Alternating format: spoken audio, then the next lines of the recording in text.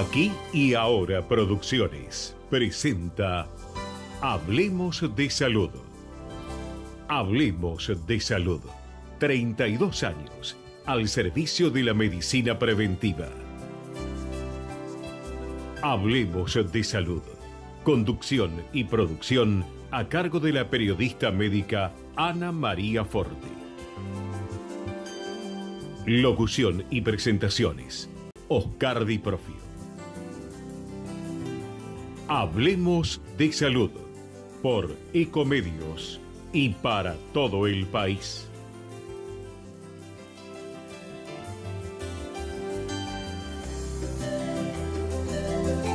Hola, ¿qué tal? ¿Cómo están ustedes? Soy Ana María y con gran alegría los invito a compartir los próximos 60 minutos hablando de salud y espero que con salud.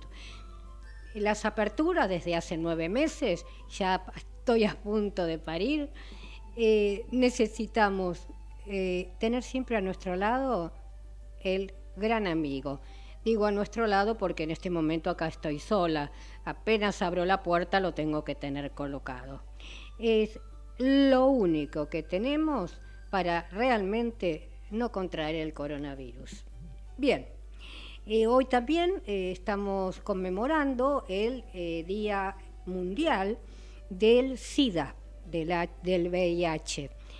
Desde el Hospital Garrahan nos enviaron una gacetilla en el cual nos comentan, ¿no es cierto?, que hay un lema para este año, porque todos los años sacan un lema mundial, y es solidaridad, responsabilidad, o sea, solidaridad mundial y responsabilidad compartida. Si lo pensamos es bastante. Bien, sabemos que los chiquitos también se contagian el SIDA, generalmente ocurre en el parto, entonces en el hospital Garrahan los tratan y dijeron que durante los 9 meses tuvieron y siguen teniendo, por envío del Ministerio de Salud de la Nación, los medicamentos que en ningún momento faltaron. Funcionó la farmacia. Entonces son gratuitos, por supuesto, los paga el Estado. Así que una buena. Bien, sabemos que falleció Maradona y que todos los medios hablan de lo mismo, pero nosotros no tenemos que sacar el ojo de, digamos, el foco de la tormenta, que es el cuidarnos por el coronavirus. Yo estoy esperando a ver qué pasa con las 500.000 personas que fueron a despedir a Maradona, ¿no es cierto? Porque realmente la despedida es buena. Durante 9 meses nadie pudo despedir a sus familiares, a sus amigos. En este caso, un caso muy especial, encima vamos a sumarle 500.000 personas expuestas a un contagio. Vamos a tener, no sé si un termómetro, un barómetro, porque si no pasa nada, señal de que, bueno, no hay más coronavirus. ¿Y si pasa algo? Bien, vamos a continuar con nuestra rutina. Les comento quiénes nos visitan hoy y luego después, a medida que van hablando, los voy presentando para que ustedes realmente sepan los profesionales de primera línea que nosotros tenemos. Vamos a estar con el doctor en psicología infantil, Roberto Paterno, también con la doctora en psicología infantil, Claudia Eusebio, con el doctor Roberto Glorio, dermatólogo, y con Verónica de Pablo, que es cofundadora de la Fundación Lautaro Te Necesita. Es una luchadora de aquellas y ya la van a conocer. Muchos ya la conocen porque en tantos años de lucha estuvo por diferentes medios. Y ya le doy las muy buenas tardes al doctor en psicología infantil Roberto Paterno, que es asesor médico del CENIP, la doctora psicóloga infantil Claudia Eusebio, que es directora del Centro de Neuropsicología y Psicología del CENIP. El tema, escúchenlo bien, dificultades del lenguaje y del aprendizaje, porque vamos a tener muchísimo en cuanto a los chiquitos, al no tener el año escolar, vuelven a las escuelas y, por ejemplo, mi nieta salió de 3er grado. 4º grado no lo hizo y pasa a 5º grado. Como maestra que soy, cuando sabemos que cuando vienen de las vacaciones tenemos 1 mes y medio para recordarle a los chicos cosas que olvidaron. Imagínense con todo este problema psicológico que han tenido, que quiero que hablen los profesionales que ya en unos instantes van a estar con ustedes, sumémosle que tienen 1 año en blanco, porque no todos pudieron estudiar vía internet y no todos tienen la capacidad, ni los padres encima de ellos, y no hay nada que reemplace a la educación que se brinda en las escuelas, porque si no podrían dar educación con Zoom y ya sería todo más rápido. Entonces, como maestra, como argentina, yo hubiese dicho, hacemos el 4º grado. Si saliste de 3º, vas a tener que hacer el 4º. No hay otra. No podemos saltear. No es que se repite 1 año, es que se le brinda 1 año. Vamos a tener 1 año bastante controvertido. Y ya le doy los muy buenos días o tardes, ¿no es cierto?, para la doctora Claudia Eusebio y el doctor Roberto Paterno. ¿Me escuchan? Hola, buenas tardes. Un gusto compartir con ustedes este ratito. Sí, nosotros la sentíamos con la cabeza porque es un año muy complicado para los niños normotípicos y mucho más para aquellos niños que tienen dificultades de aprendizaje. Es decir, que a la falta de escuelas se sumó también el tema de la falta de tratamientos presenciales. Entonces, en niños con trastornos del lenguaje, la falta de intercambio, de posibilidad de diálogo con sus compañeros. El rol del maestro, creo que si hay algo para lo que sirvió esta pandemia, es para revalorizar al docente y volverlo a colocar en el lugar que se merece, que es el del profesional de la educación. Digamos, todos los padres piden a gritos la vuelta de la presencialidad, y también han comprobado esto que decía Ana María, de la dificultad de uno como padre de acompañar en la realización de la tarea, de acompañar estas clases virtuales. No es lo mismo, es una adaptación. La convivencia en la familia ha sido complicada, con todos los niños en casa, en espacios a veces reducidos, con dinámicas complejas, conflictivas. Entonces, digamos, este problema afectó a los niños sin dificultades, pero muy especialmente a aquellos que tienen trastornos del lenguaje, del aprendizaje, de la lectura. Es un año, bueno, no hubo otro remedio. Lo mismo en la universidad, ¿no? Nosotros somos docentes universitarios y en el caso de la asignatura que he visto yo, que es psicometría, explicar a tomar un test sin cámara Gesell, sin vivenciarlo, bueno, hicimos lo mejor que pudimos, pero no es lo mismo, evidentemente no es lo mismo. No, aparte es el perder el ritmo natural que ya los chicos habían adquirido. Y Eusebio, por ejemplo, hablaste de las dificultades del lenguaje. Durante estos 9 meses seguramente no han tenido tratamiento como otras patologías. ¿Cuáles son las dificultades del lenguaje que vos ves a diario? Digamos, las dificultades del lenguaje en niños dentro de los trastornos del neurodesarrollo en términos de prevalencia es una de las primeras consultas en los consultorios de neuropsicología infantil. Es decir, cuando el lenguaje no aparece o aparece de manera tardía o distorsionada, es decir, dentro de los trastornos del lenguaje en la infancia, el más común son las dislalias, que son dificultades para articular los fonemas de la lengua materna. El otro trastorno que tiene alta prevalencia entre los niños es lo que llamamos TEDL, trastorno específico del desarrollo del lenguaje, que antiguamente se denominaba disfasia, es decir, es un trastorno específico en dos vertientes, expresiva y o receptiva. Es decir, es el niño que tiene dificultades para hablar con fluidez, para encontrar la palabra, y también tiene dificultades para comprender los mensajes orales, las consignas orales. Imaginemos el caso de estos niños con una enseñanza virtual, es decir, mediatizada por la computadora.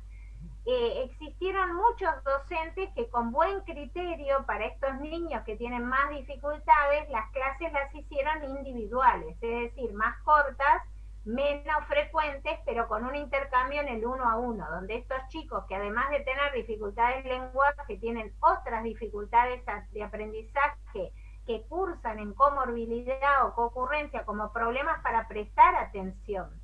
En el caso de los niños con dificultades para concentrarse, para focalizar y para sostener, la queja de los padres o de los cuidadores principales es que no pueden ponerlo frente a la pantalla para hacer tareas o para todo lo que tiene que ver con lo escolar, ¿no? Es decir, siempre en estos niños hay una resistencia porque ya saben lo que les cuesta, y cuando ven algo en formato papel, lee esto, hace lo otro, hay una gran resistencia. Entonces los padres se quejaban porque dicen, doctora, ¿cómo hago para lograr que cumplimente la demanda de la escuela, aunque sea más breve y menos frecuente de manera virtual? Entonces, para responder a tu pregunta, Ana María, lo más frecuente es trastornos para pronunciar, para articular, y trastornos para expresarse y para entender los mensajes orales, en un sistema educativo que sobresatura vista y oído, ¿no? Son las dos puertas del cerebro que más habitualmente usa. Exacto. Eusebio, vos sabés que yo acá tengo que llegar a la radio en taxi. Y siempre es muy rico hablar con la persona que lo conduce. Y me comentaba que él tiene, una hija de 12 años, donde pasó derecho a un secundario y que estaba en tratamiento porque él me explicaba que era una chica muy hacia adentro, muy tímida, y que habían logrado el año pasado que se relacione con el resto, un lenguaje fluido, o sea que se había soltado gracias a un tratamiento psicológico, y dice que ahora volvió al principio. Volvió, claro. Las regresiones, las involuciones es muy frecuente, y va a costar muchísimo el retorno de ese tipo de chicos a la presencialidad. En edades donde también en la adolescencia, digamos, la falta de intercambio, la falta de contacto físico genera otro tipo de trastornos agregados, ¿no? Nosotros lo que estamos observando, al menos en nuestros pacientes, son cuadros de depresión, de tristeza, de aislamiento, de ensimismamiento. Entonces, el retorno a la escuela no va a ser fácil, ¿no? Además de las condiciones sanitarias y todos los recaudos que van a haber que tomar, entendemos que va a haber que ir incorporándolos de a poco, reincorporándolos, porque en el caso de esta criatura que había logrado empatía en algún grupo, que lograba que la experiencia escolar fuera placentera, seguramente eso se perdió, ¿no? Totalmente. Y sabemos ya de por sí, aún en condiciones sin problemas, que digamos, los niños con dificultades de aprendizaje rechazan las propuestas escolares, muchas veces son objeto de bullying por sus pares, entonces va a costar la vuelta. Exactamente. ¿Te parece, Eusebio, que vayamos a un pequeño corte, pero luego vamos a hacer entrar al doctor Paterno? ¿Qué tema querés querés vos, que no lo conocés, que le preguntemos al doctor Paterno? Contame. Bueno, el doctor Paterno ha dedicado su vida a los trastornos del neurodesarrollo, es Bien. decir, que ese es su tema. Perfecto. Son, cómo es el diagnóstico, cómo tratarlos. Con eso podemos hacer algo bueno, espero, para la audiencia. Totalmente, totalmente. Al corte, muy cortito, por favor, señor operador. Señor empresario o profesional de la salud, La difusión de su producto o servicio a través de nuestro programa es el medio más eficaz para acceder al público. Comuníquese con el Departamento de Publicidad 154-989-0420.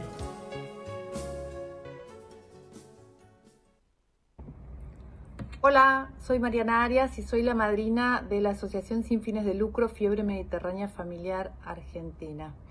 Sabés que esta es una enfermedad que es hereditaria, poco frecuente y de muy difícil diagnóstico. Si vos querés recibir más información y saber de qué se trata, podés entrar a nuestro Facebook Fiebre Mediterránea Familiar Argentina, Pacientes y Familias. Te esperamos.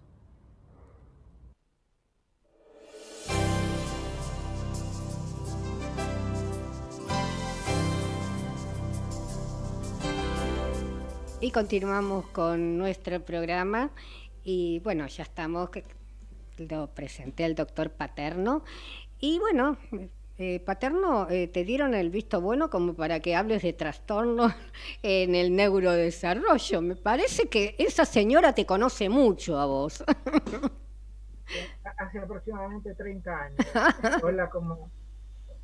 Es una pareja hermosa pareja, la cual quiero mucho. Te dejo hablar. Es un gusto estar con vos y estar con el resto de los profesionales, como siempre.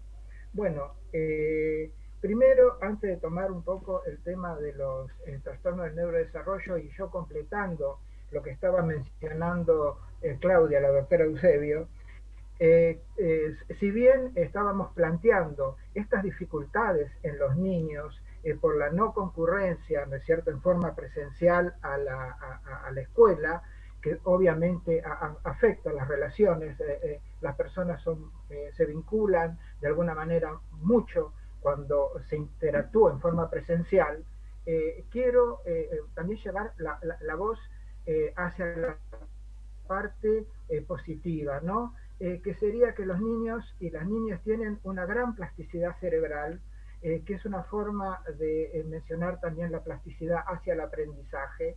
Y si bien se ha perdido mucho durante este año, es posible que con los docentes más motivados hacia la enseñanza, muchos niños, aunque no hayan ido presencial en todo el año, le ayude mucho, ¿no es cierto?, el año que viene trabajando de otras formas y puedan adquirir parte del aprendizaje que se ha perdido este año. Yo creo que no solamente hay que mencionar la parte quizá negativa, como todas cuestiones negativas, también hay un aspecto que le es positivo, ¿no es cierto?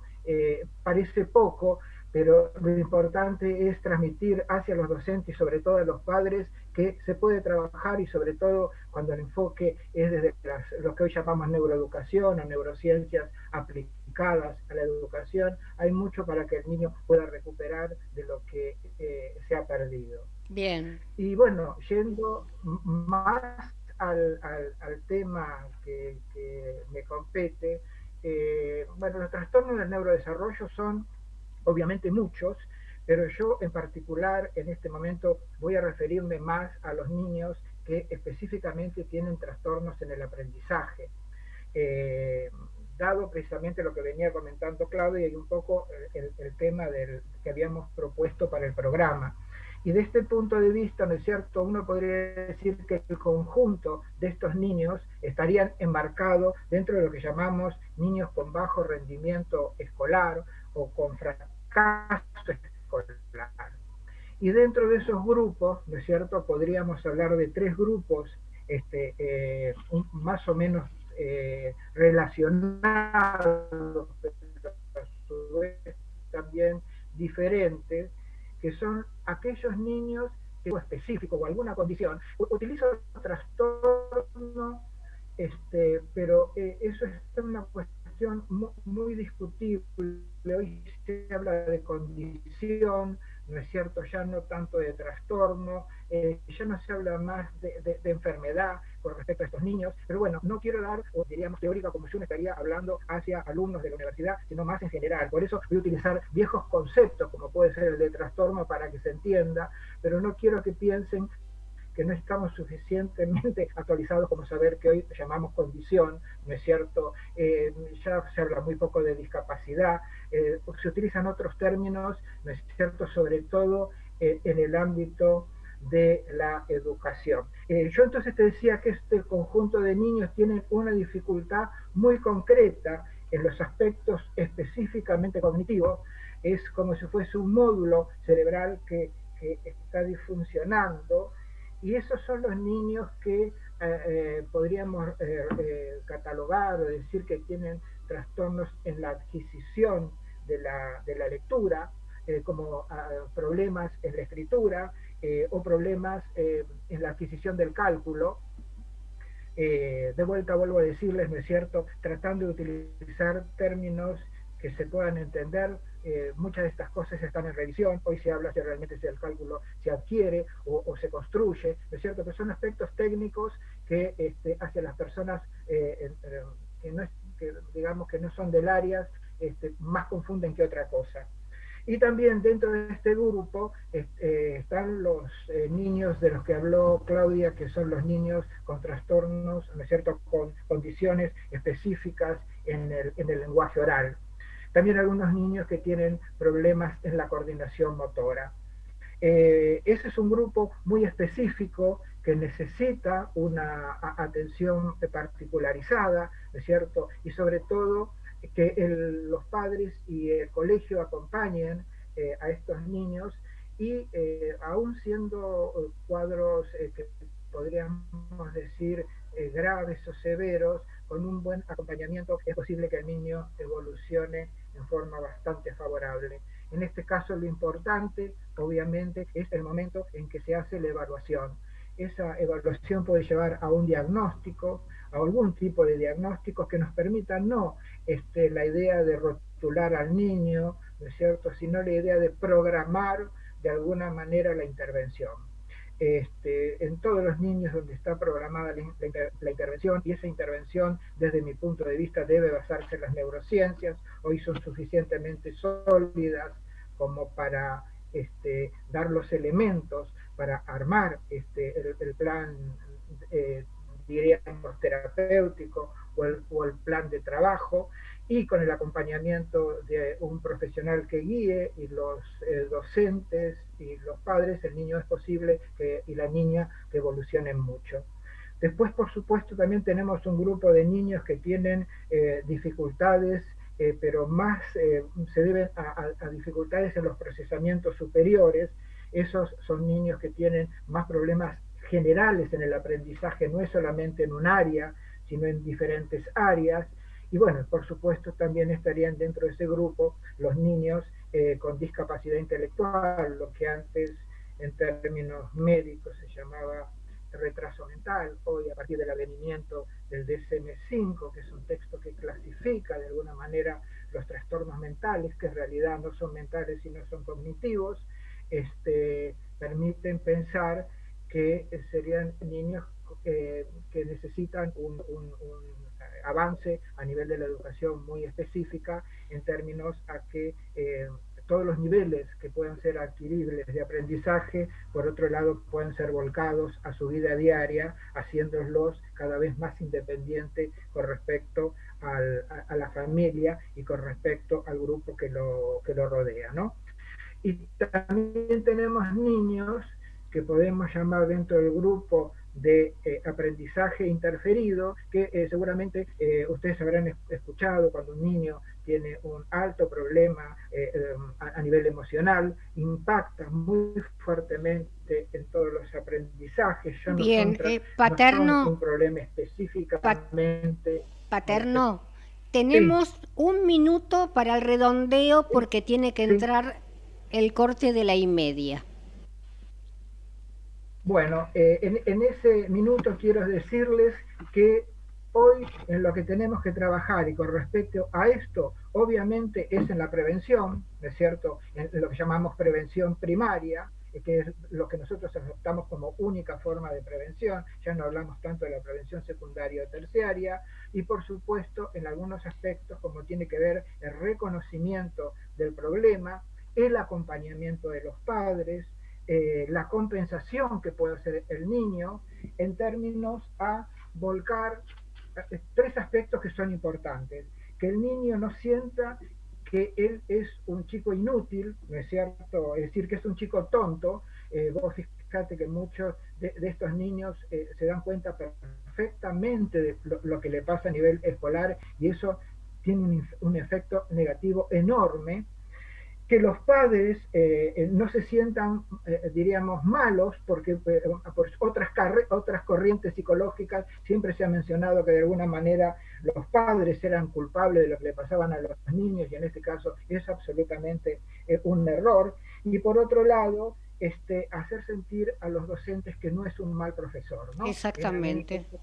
Soy un mal docente. Exactamente. Con esos tres aspectos ya estaríamos salvados en la Argentina. Correcto. Hacia el final del programa van a tener un espacio como para hacer un cierre de realmente una brillante cátedra que ambos dieron. Vamos a hacer una pequeña pausa y luego continuamos. Ecomedios.com AM1220. Estamos con vos. Estamos en vos. Consejos de prevención de Acord Salud. Con el fin de cuidarnos entre todos y controlar la expansión de coronavirus COVID-19, Acord Salud te recuerda: puede afectar a cualquier persona, principalmente a adultos mayores de 60 años y personas con afecciones preexistentes, como hipertensión arterial, diabetes, etc. Consejos de prevención de Acord Salud. Ecomedios y los números de la suerte, con los resultados de las quinielas recién sorteadas, edición matutina. Ciudad a la cabeza, 2.336. En la provincia, 7.220. En Córdoba, 7.856. Santa Fe, 8.825. Montevideo, 846. Entre Ríos están sorteando. Estamos con el auspicio de Bombonería Bombonela, Corrientes 1479, la Casa del Chocolate. Carnes seleccionadas Benito, Tapalqué y Lisandro de la Torre, Mataderos. No cocine más. Pizzería La Posta, San Juan y La Rioja. Acertó. Festéjelo con un buen vino. Vinoteca Rubí, Santiago del Estero e Hipólito Yrigoyen. Fueron los números de la suerte por Ecomedios AM 1220. Volvemos 18:30 minutos. La Posada Morada dos Ventos te espera en Pipa, la mejor playa del nordeste de Brasil. Única por su bahía con delfines. 12 exclusivos departamentos y 3 piscinas circulares en medio de un jardín tropical. www.moradadosventos.com. Morada Dos Ventos, Pipa. El primer lugar cuando puedas viajar. Podés vernos en vivo en ecomedios.com. Contenidos audiovisuales. Conectate con nosotros. Twitter, @ecomedios1220. Si usted tiene alguna inquietud sobre su salud o la de su familia, Hablemos de Salud les responde vía mail. Tomen nota: hablemosdesalud@hotmail.com o a través de nuestra página www.hablemosdesalud.com.ar. Para tu salud, Karina Uranga, cosmiatra. Acoite 275, Primero B, Ciudad Autónoma de Buenos Aires. Karina Uranga, cosmiatra.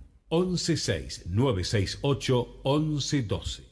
Look 5D. Transformá y crea una nueva imagen para una mejor comunicación con el entorno. Tratamiento integral para el cabello, rostro y cuerpo. Depilación definitiva, masajes, maquillajes, cuidado de manos y pestañas. Trabajamos desde lo físico hasta lo energético. Look 5D. José María Moreno 393, Caballito, Ciudad Autónoma de Buenos Aires. Facebook e Instagram, Look 5D.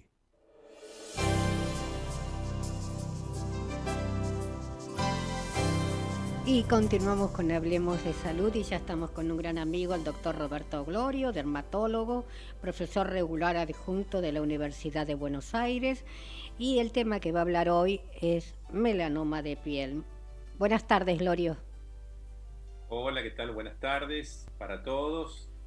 Así que me toca hablar de este tema, que es un tema muy importante para los especialistas en dermatología, porque el melanoma es un cáncer que, si bien representa el 3% de todos los tumores cutáneos, o sea que aparentemente si uno lo mira en número parece bajo, la realidad es que es un cáncer que determina casi el 70% de las muertes por cáncer de piel.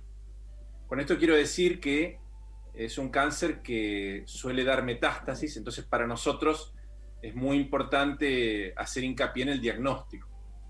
Si uno tiene que hablar específicamente de este tipo de cáncer, tiene que decir que es un cáncer que se origina en unas células que se llaman melanocitos. Y estas células no solamente están en la piel, sino que también están en las mucosas, en el oído, en el sistema nervioso central, en el mesenterio. Es decir, que si bien lo más frecuente es que aparezca en la piel, puede aparecer en otras localizaciones. Y lo cierto es que la clave radica en el diagnóstico. Y de acuerdo con lo que decía, es muy importante que el diagnóstico sea temprano, porque eso puede significar vivir o morir, dicho Exacto. así claramente. Glorio, vos sabés que yo me acordaba, bueno, de lo que hacemos todos, hincapié, ¿no es cierto?, en el diagnóstico precoz, en el diagnóstico temprano. ¿Qué pasó en esta cuarentena? Cuando realmente fue un año casi va a ser, que la gente no ha concurrido a un consultorio, a un hospital. Es tremendo lo que vamos a tener, y no quiero ser trágica, ¿no es cierto? Tal cual, tal cual. De hecho, las sociedades médicas, en particular las sociedades de dermatología, hacían hincapié en una campaña que se llama Semana del Lunar, que habitualmente se hacía en noviembre. De acuerdo. Claro, eso era justamente para tratar de detectar, por ejemplo, este tipo de cáncer. Y eso que se hacía de manera gratuita para todas las personas en los hospitales, obviamente por la pandemia no se ha podido hacer. Y bueno, uno mismo en su consulta diaria tuvo que cerrar el consultorio, y de repente mucha gente que se controlaba los lunares no ha podido concurrir, y lógicamente que eso va a representar un inconveniente. Y Glorio, por ejemplo, ahora que ya viene el verano y que la persona que es de hacer lunares, no digamos melanoma, lunares comunes, algunas veces uno no se da cuenta cuál lunar puede ser bueno o cuál lunar puede ser malo. Esta gente lo que desea es, bueno, tengo 10 días de vacaciones, vamos a suponer, porque fueron unas vacaciones anuales que tuvimos, y se va afuera sin control de lunares. ¿El sol puede ser perjudicial en estos casos? Sí, claramente. El sol es perjudicial, y por eso es que clásicamente se ha creado un mecanismo diagnóstico bastante sencillo que se denomina ABCD, que eso es mirar un lunar, y cuando digo lunar me refiero a lo que la gente entiende como lunar. Para nosotros los dermatólogos tenemos que hablar precisamente de nevos, pero no importa, llamémosle lunar. Bien. Que es una lesión pigmentada de la piel, donde uno tiene que ver lo que se llama ABCD. A es asimetría, B borde, C color y D diámetro. ¿Qué es lo que orienta para que uno piense en melanoma? Cuando uno agarra el lunar, lo divide por la mitad y ve si es asimétrico. En segundo lugar, si uno ve que los bordecitos del lunar tienen como si fuera un borde aserrado, con escotaduras. En tercer lugar, el color. Cuando el color es múltiple, tiene colores marroncitos, claritos, más negritos. Y finalmente, cuando hay un diámetro mayor de 6 milímetros, son 4 elementos orientativos para pensar en un melanoma. De hecho, si uno ve un lunar que es asimétrico, de color heterogéneo, de borde irregular y de un diámetro mayor de 6 milímetros, hay que de manera urgente consultar al dermatólogo, porque el dermatólogo va a hacer una biopsia de piel, y lo que en definitiva va a ser el diagnóstico del melanoma es la biopsia que haga el dermatólogo. Por eso resulta clave transmitir esta situación. Está claro, y eso los dermatólogos lo sabemos, que hay muchos lunares que de novo, o sea, de inicio, aparecen como un melanoma. El 60-70% de los casos, el melanoma aparece en esas condiciones. Pero hay un 30-40% de los casos en los cuales un paciente tiene ciertos lunares que para nosotros se denominan displásicos, o por ejemplo, un lunar congénito de gran tamaño, que también pueden evolucionar hacia un melanoma. A todo esto uno le tiene que sumar el efecto del sol, que por supuesto tiene una acción que puede hacer transformar al lunar. Entonces, en esta condición, y habiendo, no tenido la posibilidad de poder recurrir al médico, es importante que la gente, que yo siempre hago hincapié en eso, se mire sus lunares. Exacto. Y si ve que el lunar atípico, irregular, si pica, si sangra, tiene que ir al médico. Y aparte están esos lunares mal ubicados, por ejemplo, en el cuello, y que lo aprendí con vos, es mejor sacarlos, porque si uno con el peine los lastima, se empeora la situación, ¿no es cierto? Tal cual, en ciertos lugares donde el mecanismo de roce hace que se pueda lastimar, lo mejor es sacarlo. Pero por eso es clave que la gente conozca lo básico, sí, porque con eso uno puede decir, bueno, mira, acá tengo este lunar. De hecho me ha pasado a mí como médico que alguna persona le dice, mira, ese lunar que tenés es feo, anda al médico. Y ahí se hace el diagnóstico. Exactamente. Vos sabés que yo recuerdo, y las que son jovencitas como yo y jovencitos se acordarán, una excelente... Como todos los que participamos acá en esta reunión. Todos nos conocemos en pañales. Recuerdo a Pinky, que fue una de las pioneras, ¿no es cierto?, y que nos dejó el gran antecedente a las mujeres y a los hombres, que ahora nos vas a decir quién tiene mayor incidencia. El mensaje, porque una amiga le dijo, mira, anda a verte ese lunar porque no me gusta. Y era un melanoma, lo tomó a tiempo, pero no todos tienen esa suerte. Ahora bien, la pregunta, ¿se da más en el hombre que en la mujer o viceversa, o igual? Bueno, la realidad es que todo depende del tipo de melanoma. Clásicamente se reconocen 4 tipos de melanoma.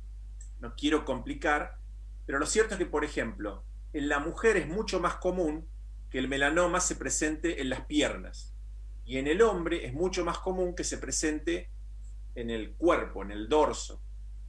Entonces, la realidad es que la diferencia está dada porque la mujer en general, por cuestiones socioculturales, suele ser la que más se expone al sol.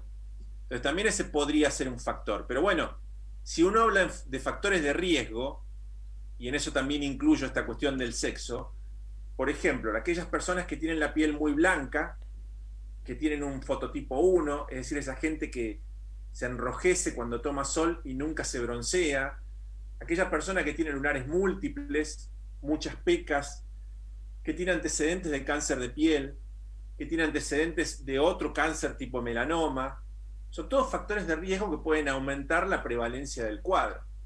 Entonces, lo que uno quiere transmitir a la gente es que este es un cáncer que es muy serio, que puede llevar a la muerte. Entonces, ante la más mínima duda, lo bueno que tenemos es que lo podemos diagnosticar fácil, porque uno ante la duda hace la biopsia y confirma el diagnóstico. Es un cáncer que está a la vista, el melanoma. Claro, porque se ve. Exactamente. O sea, lamentablemente, si uno piensa en un cáncer de páncreas, por ejemplo, es difícil hacer el diagnóstico, Exacto. hay que hacer estudios especiales. Acá no. Acá uno lo ve y cualquier dermatólogo con un conocimiento mínimo sabe que tiene que hacer una biopsia. O sea que entonces, el ir al profesional, al médico dermatólogo, ante cualquier duda.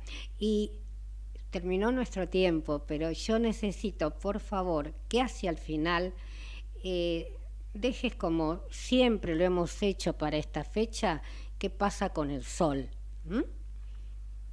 claro. ¿Lo digo ahora o después? Hacia el final. Yo te voy a dejar Perfecto. unos minutos, así entra otra gran amiga, Verónica de Pablo, cofundadora de la Fundación Lautaro Te Necesita. Muy buenas tardes, Verónica. Habilitate el micrófono.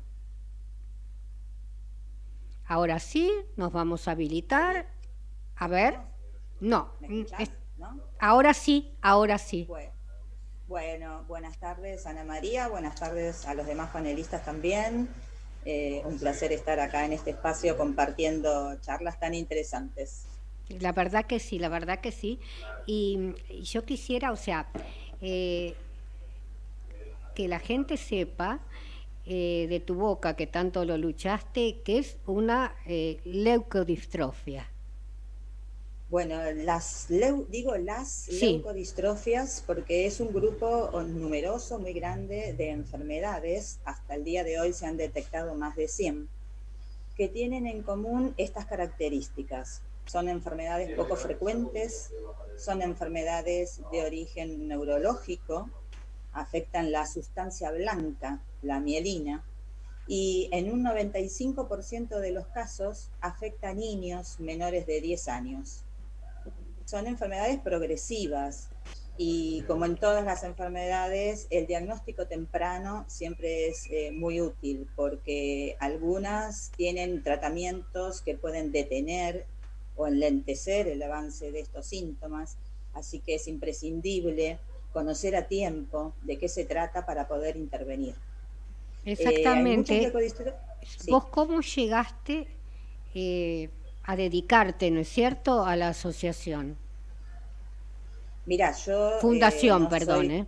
Sí, sí. Yo soy docente, soy abogada. Mi vida transcurría por el ámbito de la educación y en el año 2011 a nuestro hijo menor, Lautaro, a sus 10 años, le detectaron, después de 1 año y medio de ver síntomas a nivel escolar, a nivel rendimiento escolar, lo que había aprendido lo olvidaba y luego lo volvía a recordar y luego parecía olvidarlo de nuevo. Tenía problemas de comportamiento, parecía el nene rebelde, el que se está portando mal, y dejó de jugar con sus amigos en la manera en que lo hacía. Así que bueno, todas estas series de síntomas que para mí, docente, se percibieron enseguida, hicieron que consultáramos a pediatras, psicopedagogas, nos mandaron al psicólogo, del psicólogo al psiquiatra infantil, hasta que finalmente, luego de esta odisea y de estar compartiendo los síntomas y los estudios, fuimos a un neurólogo, y el neurólogo, bueno, en su observación clínica pide una resonancia de cerebro, y esa fue la solución para encontrar el diagnóstico, ¿no? Muy simple, un estudio simple, una resonancia de cerebro. Ya ahí se veía una imagen en forma de mariposa, que es la imagen típica de las leucodistrofias, que indicaba que la sustancia blanca estaba teniendo una lesión. Esto es producto de la desmielinización que estaba cursando, porque bueno, en el organismo faltaba una enzima. La leucodistrofia de mi hijo es la metacromática. Y buscamos, nos dijeron los médicos que internacionalmente se estaban haciendo trasplante de médula ósea para detener el avance. En Argentina no pudieron ofrecerlo porque no habían hecho nunca un trasplante de médula para leucodistrofia metacromática, desconocían cuál iba a ser la evolución del paciente durante el trasplante, que es un proceso complejo, muy riesgoso, necesita quimioterapia, 7 días para acondicionar el cuerpo.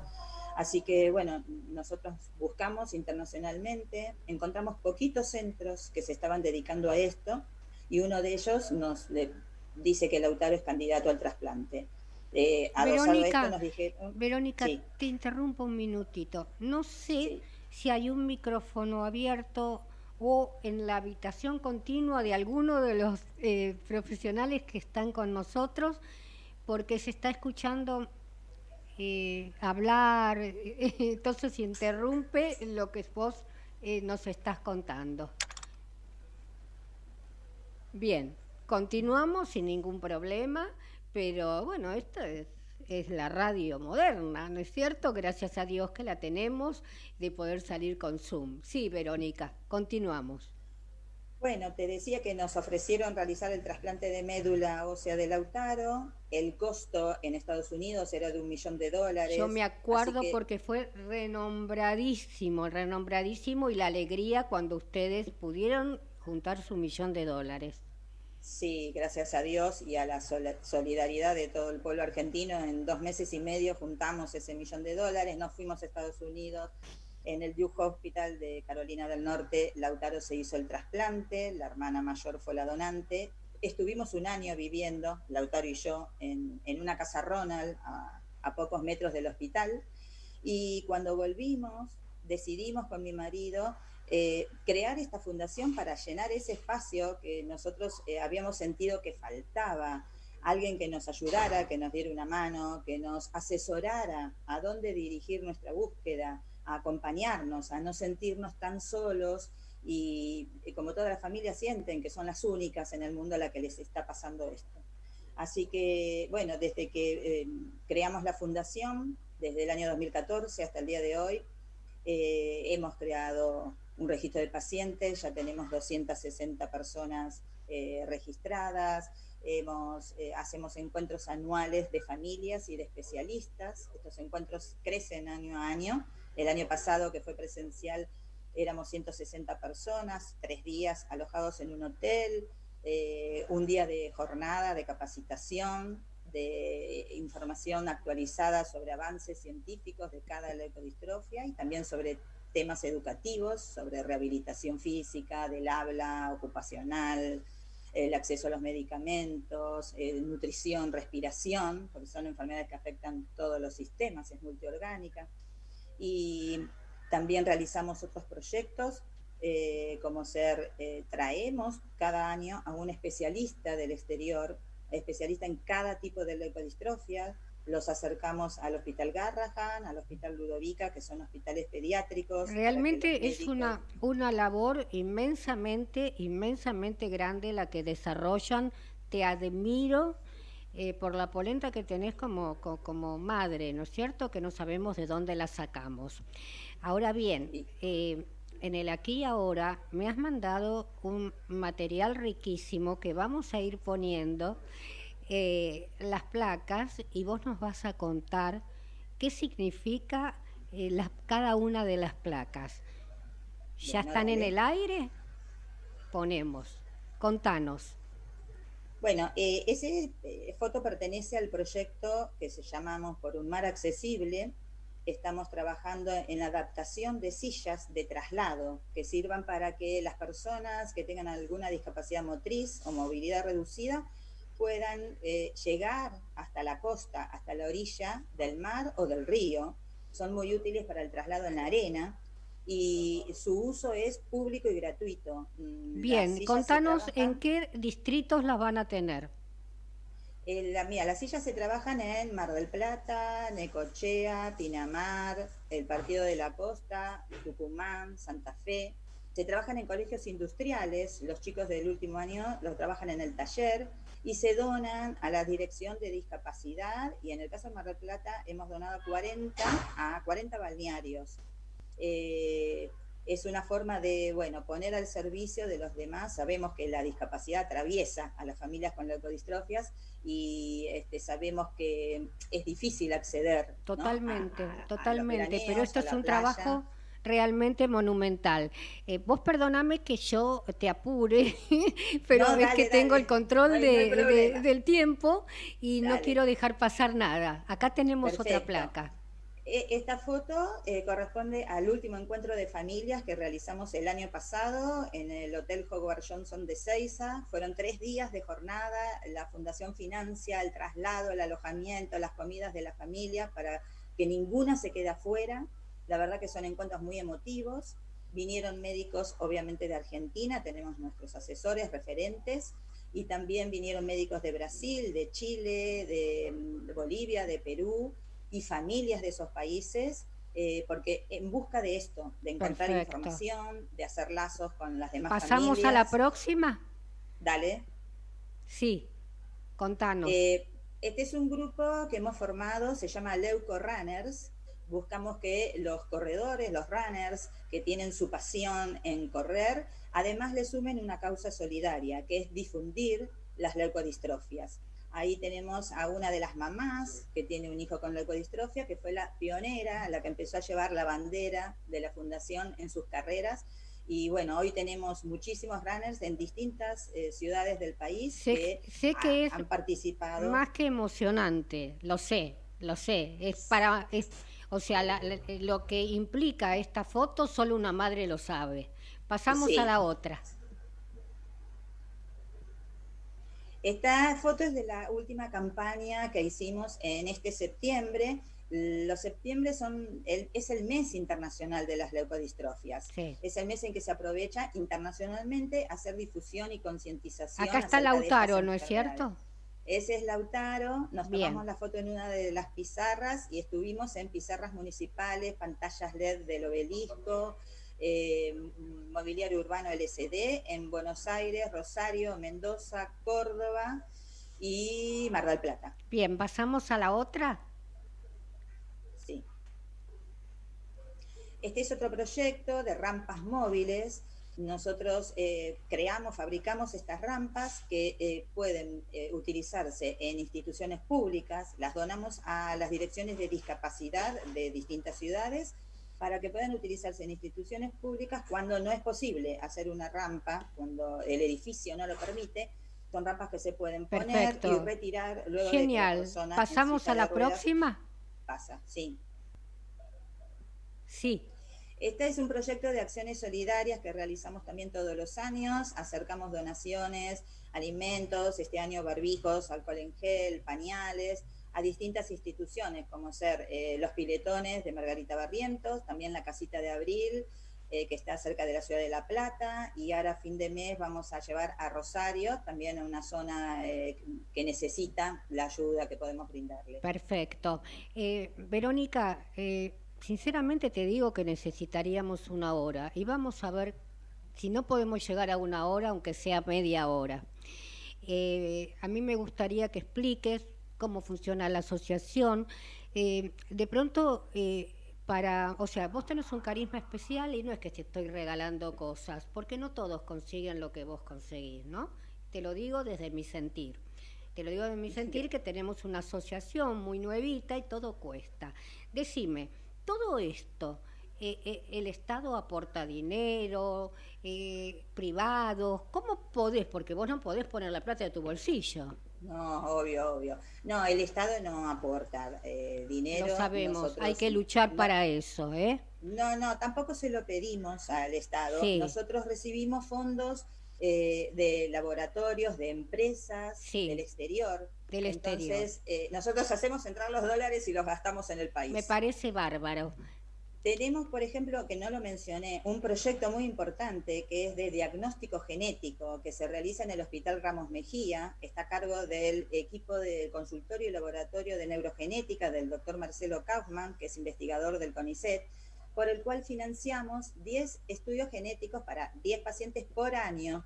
Sí. Pacientes que tienen sospecha de leucodistrofia y que mediante el exoma completo pueden llegar a conocer su diagnóstico específico. Que no es nada barato, lo sé. Son estudios carísimos.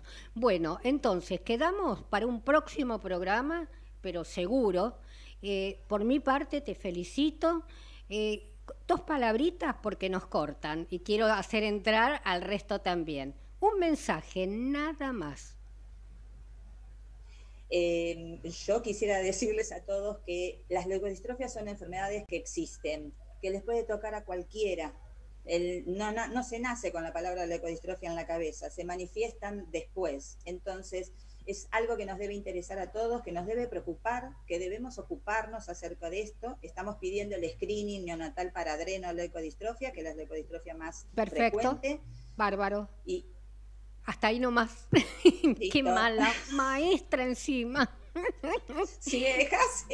Eusebio, por favor, 2 palabritas como para redondear y paso a Glorio y nos sacan del aire. Lo que decía Verónica, la punta del iceberg en el caso de Santiago parecía ser un trastorno de conducta, un trastorno psicógeno. En realidad era un problema del cerebro. Entonces, acompañando a Verónica y su lucha como madre, siempre pensar que el niño va a la escuela con una madre más o menos complicada, una familia más o menos complicada, pero también tiene un cerebro. Entonces, un neurólogo con un examen clínico y después un estudio complementario puede mejorar la calidad de vida con un diagnóstico certero y oportuno. Así Bárbaro, Eusebio. Eso es lo que tenemos que hacer. Muchas gracias. Te admiramos, Verónica. Gracias. Glorio. Simplemente remarcar la importancia del diagnóstico temprano del melanoma y a la gente que se cuide del sol y vaya al dermatólogo. Perfecto, Gracias. perfecto. Realmente, gente, necesitaríamos un programa en el día de hoy de 4 horas. Yo me voy feliz con la tarea cumplida, con la calidad humana y profesional de las personas que hoy nos visitaron y nos ayudaron mucho, nos ayudan para la vida, para todo. Bien, con respecto a la audiencia, recuerden, los espero el próximo martes en el mismo horario. Un beso grande para los que me acompañaron en este programa. ¿Y qué les puedo decir? Sigamos con nuestro gran amigo el barbijo. Chau, chau.